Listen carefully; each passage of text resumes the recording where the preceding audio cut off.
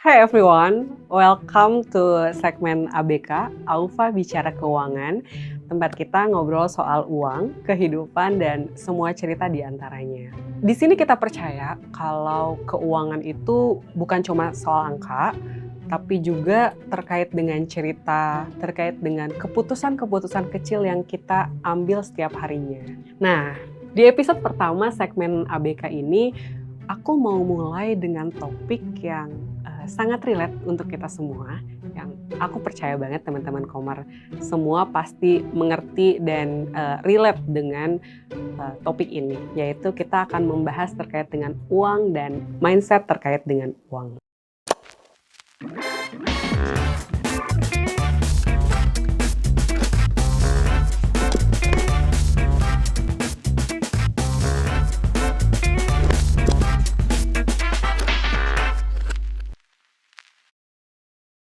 Di sini kita nggak akan mengajarkan teman-teman semua bagaimana mendapatkan uang secara cepat, bagaimana berinvestasi dengan benar, dengan return yang tinggi, atau rumus-rumus budgeting yang katanya cocok untuk semua orang. Jadi kita akan mulai episode ini dengan sebuah prinsip bahwa keuangan itu sangat personal. Kita akan start dengan sebuah prinsip di ABK ini bahwa finance itu sangat personal. Budgeting itu sangat personal, depend on setiap orang ya. Jadi sebelum episode ini diambil nih teman-teman, aku membaca buku kembali. Aku sebelumnya udah pernah baca buku terkait dengan Psychology of Money karyanya Morgan Housel. Di situ ada satu kalimat yang benar-benar nempel banget nih di kepala aku. Semakin dipikir-pikir itu semakin relate dengan kehidupan kita yang sekarang gitu ya. Karena kadang kita itu suka bilang nih teman-teman, loh gaji dia kan sama, gaji sama kayak aku. Kok dia udah punya rumah, kok dia udah punya kendaraan pribadi, kok dia bisa traveling terus gitu. Padahal ya yang kita lihat itu cuman di hasil akhirnya aja gitu. Bahkan lebih ininya lagi kita melihatnya itu di media sosial aja gitu. Mungkin kita tarik contoh ya teman-teman. 2 orang yang punya income yang sama, let's say 10 juta gitu.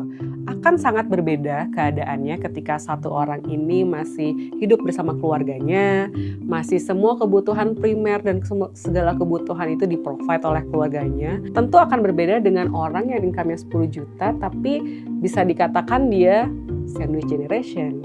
Dia harus selain menghidupi dirinya sendiri, dia masih harus membiayai keluarganya gitu. Jadi income-nya sama, inputnya sama, tapi ruang finansialnya sangat berbeda. Nah, di sini itu mungkin kita tarik kesimpulan kali ya. Oh, belum kesimpulan.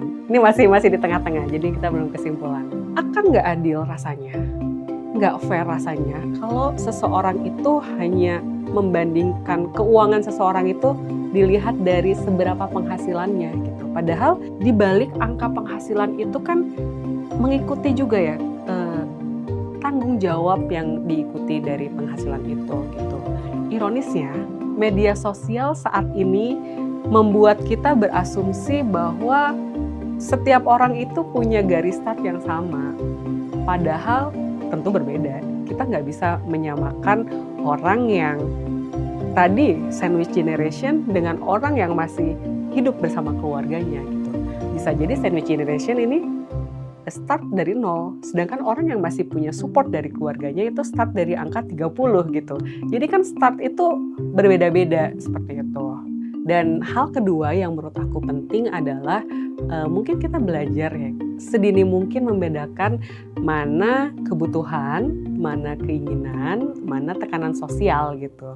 Dulu tuh sesimpel kita diajarkan di sekolah itu ya kebutuhan itu ada primer, sekunder, tersier. Of course kita harus lengkapi dulu kebutuhan primer, lalu sekunder, lalu tersier. Tapi akhir-akhir ini kita ada sebuah fenomena mungkin ya, kita ada tekanan sosial gitu. Jadi kita mengasumsikan beberapa hal yang sebenarnya itu bukan kebutuhan gitu. Kembali lagi efek dari media sosial, kita scrolling Instagram, scrolling TikTok, Wah, temen aku kok sering banget ya liburan ke luar negeri.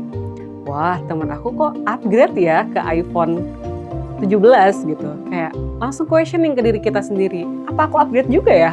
Apa aku liburan juga ya? Padahal sebelumnya itu bukan kebutuhan kita semua gitu. Itu bukan kebutuhan kita gitu. Nah, lucunya itu kebutuhan kita kadang kita create sebuah kebutuhan itu sesuai dengan apa yang kita lihat gitu.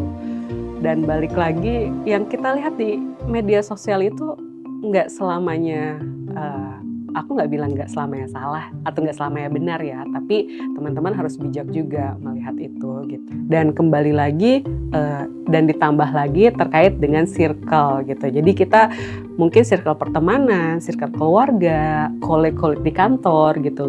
Itu mempengaruhi juga how we spend the money, how we value the money, dan bagaimana kita itu melihat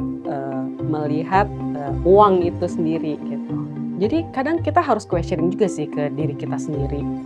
Ini itu ketika mau membeli sesuatu atau kita pengen spending untuk satu hal, let's say, kayak ini tuh benar-benar aku butuh atau aku ingin, atau parahnya lagi aku pengen seeking validasi nih gitu. Kayaknya kayak teman-teman aku yang pergi ke Jepang gitu, terus kayak aku butuh juga kali ya ke Jepang. Padahal sebenarnya niat dia adalah posting Instagram untuk dapat likes banyak gitu, untuk mencari validasi itu.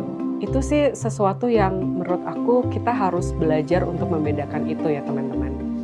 Lalu mungkin kita selanjutnya kita juga ada pelajaran yang sampai, mungkin ini aku pribadi ya teman-teman, sampai saat ini masih aku latih, adalah bagaimana kita say no kepada ajakan orang atau something yang menurut kita nggak esensial gitu.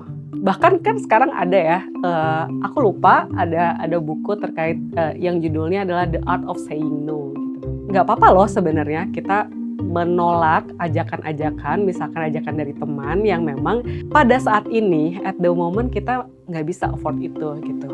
Let's say teman-teman ngajak staycation ke Bali, ketika memang budget kita nggak ada, ya udah nggak apa-apa. Let's say teman-teman ngajak nonton konser gitu, ya ketika itu bukan let's say artis atau idol yang apa ya yang kita sukai, ya kenapa kita harus ikut gitu. Banyaknya, ini ironisnya, seringnya kita mengiyakan sesuatu yang bukannya aku pengen banget nih, tapi kayak aku nggak enak buat say no gitu. Jadi kayak makin kesini itu hal-hal yang harus kita latih sih.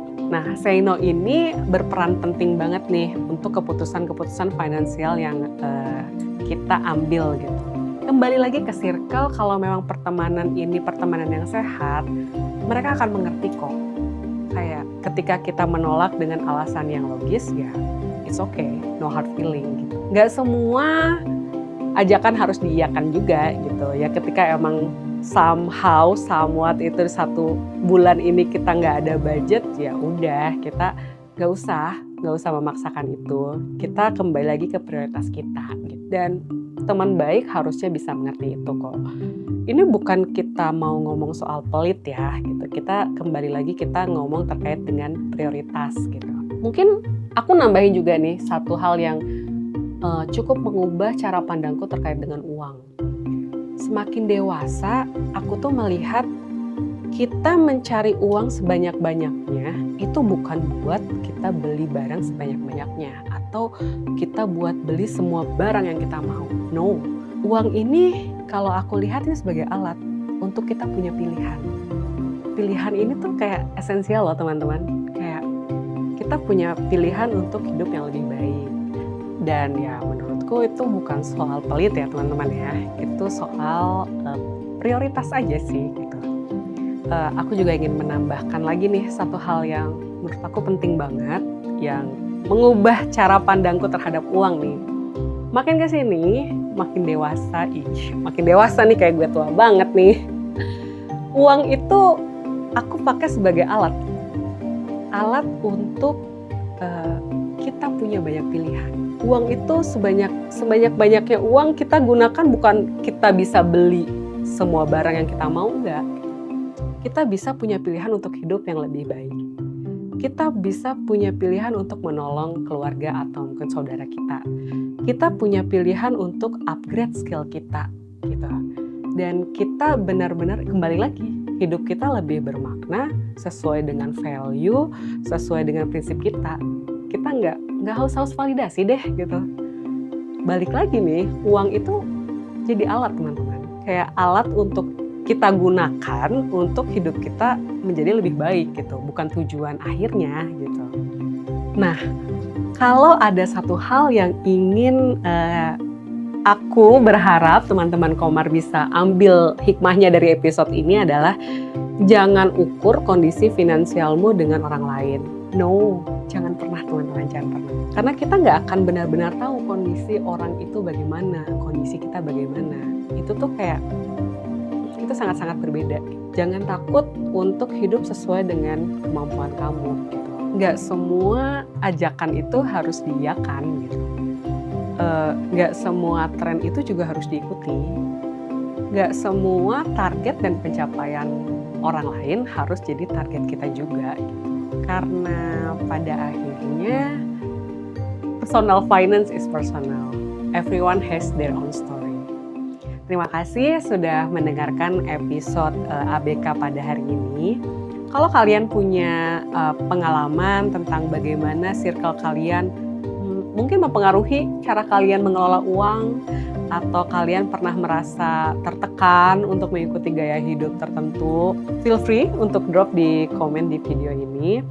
Jangan lupa untuk follow terus Kode Marketing, subscribe juga di YouTube dan Instagram Kode Marketing. Sampai ketemu di episode ABK minggu depan. Bye!